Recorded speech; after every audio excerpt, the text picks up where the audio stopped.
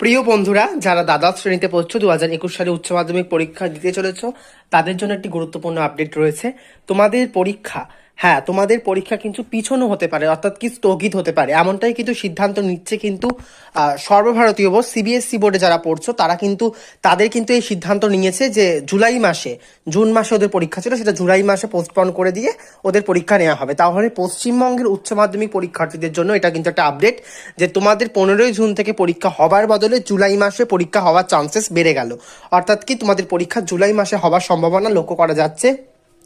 আগেও মহুয়া ম্যাডাম বলেছেন যে পরীক্ষা বাতিল হবে না উচ্চ মাধ্যমিক, তাই দেখা যাচ্ছে সিবিএসসি বোর্ডও কিন্তু পরীক্ষা স্থগিত জানিয়েছিল। তো সেরকমই আপডেট এসছে যে জুলাই মাস নাগাদ উচ্চ মাধ্যমিক পরীক্ষা নেবে সিবিএসসি।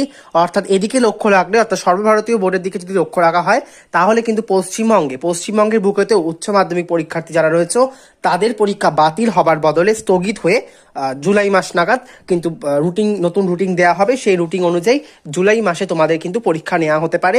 এইরকমই একটা কিন্তু আপডেট উঠে আসছে এই মুহূর্তে।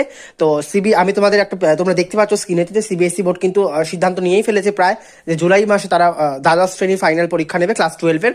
তো তোমাদেরও কিন্তু জুলাই মাসে পরীক্ষাটা পোস্টপন হওয়ার চান্সেস বেড়ে গেল।